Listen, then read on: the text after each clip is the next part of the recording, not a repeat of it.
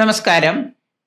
2026 വിഷു ഫലം. മിഥുനം രാശിയിൽപ്പെട്ട മകീരത്തര, തിരുവാതിര, പുണർദം, മുക്കാൽ നക്ഷത്രക്കാർക്ക് 10ലൂടെ ശനി സഞ്ചരിക്കുന്ന ഒരു കാലഘട്ടമാണ്. ഹൃദയ സംബന്ധമായിട്ട് രോഗങ്ങളൊക്കെ ഉള്ളവര് ഹൃദയ സംബന്ധമായ രോഗങ്ങൾക്ക് ചികിത്സയൊക്കെ തേടുന്നത് നന്നായിരിക്കും. നിങ്ങളുടെ ശനി 10ലൂടെ സഞ്ചരിക്കുന്നത് കണ്ടകനായതുകൊണ്ട് തന്നെ ഈ വർഷത്തിന്റെ ആദ്യത്തിലൊക്കെ നിങ്ങൾക്ക് വളരെയേറെ ബുദ്ധിമുട്ടുകളൊക്കെ അനുഭവയോഗ്യമാകുന്ന വർഷമാണ്. ധാരാളം ഉത്തരവാദിത്തങ്ങളും ചുമതലകളും ഒക്കെ ഏറ്റെടുക്കേണ്ടി വരുന്നതാണ്.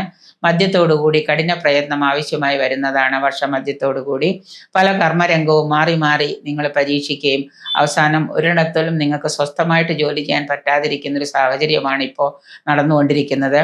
തൊഴിൽ രംഗത്ത് പല തർക്കങ്ങളും, ബിസിനസ്സുകാർക്ക് ശത്രു ദോഷവും ശത്രു പീഡകളും ഇതും ഒക്കെ അനുഭവയോഗ്യമാകുന്നുണ്ട്. വിദേശ യാത്രയ്ക്കും പുതിയ തൊഴിലിനും ഒക്കെ തടസ്സങ്ങൾ മാറുന്നതാണ്. വിദ്യാർത്ഥികൾക്ക് വിദ്യാഭ്യാസത്തിൽ അലസത വന്നു ചേരാം. ഉന്നത പഠന രംഗത്ത് ധാരാളം അലച്ചിലുകൾ ഉണ്ടാവും. ഉന്നത പഠനത്തിനായിട്ട് വിദേശത്ത് പോയിട്ടുള്ളവർക്ക് അവിടെ ചെന്ന അലച്ചിലുകളൊക്കെ നല്ലതുപോലെ ഉണ്ടാകാം. ഗ്രഹോപകരണങ്ങൾ, വാഹനങ്ങൾ ഇവയൊക്കെ മാറ്റി വാങ്ങാനൊക്കെ യോഗം കാണുന്നുണ്ട്. വാഹന ഉപയോഗവും മറ്റും ശ്രദ്ധയോടുകൂടി കൈകാര്യം ചെയ്യുന്നത് നന്നായിരിക്കും. യാത്രകളും അലച്ചിലുകളും മൂലം സാമ്പത്തിക പരാധീനത വന്നു ചേരാം. വർഷത്തിന്റെ അവസാനത്തോടുകൂടി സാമ്പത്തിക പരാധീനതയിൽ നിന്ന് ചെറിയൊരു തരത്തിലുള്ള മോചനം വന്നു ചേരുന്നതാണ്. രക്തസമ്മർദ്ദ രോഗങ്ങൾക്കൊക്കെ ചികിത്സയിലിരിക്കുന്ന ആളുകൾ അത് മൂർച്ഛിക്കാതിരിക്കാൻ പ്രത്യേകം ശ്രദ്ധ ചെയ്യുന്നത് നന്നായിരിക്കും.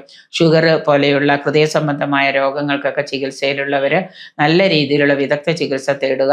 അതുപോലെ തന്നെ പ്രാർത്ഥനകളും അതുപോലെ തന്നെ ഈശ്വരാധീനമൊക്കെ വർദ്ധിപ്പിക്കുക. യോഗ, മനസ്സിന് സമാധാനവും സന്തോഷവും കിട്ടുന്ന തരത്തിലുള്ള ജപങ്ങളും ഒക്കെ സ്വാർത്ഥീകരിക്കുന്നതും അത് സ്വന്തമായിട്ട് ചെയ്യുന്നതും, അതുപോലെ തന്നെ കുറച്ച് സമയമെങ്കിലും നിങ്ങൾ മനസ്സിന് സന്തോഷം കിട്ടുന്ന ഏതെങ്കിലും പ്രവൃത്തികളൊക്കെ ഏർപ്പെടുന്നത് ഈ രാശിക്കാർക്ക് ഏറ്റവും കൂടുതൽ നന്നായിരിക്കും. അല്ലെങ്കിൽ രോഗദുരിതങ്ങൾ നിങ്ങളെ വല്ലാതെ അലട്ടുന്നതാണ്. മനോദുഃഖം കൂടുതലാവുമ്പോൾ ചില പല അസുഖങ്ങൾക്കൊക്കെ അത് കാരണമാകുന്നതായിട്ട് കാണുന്നുണ്ട്.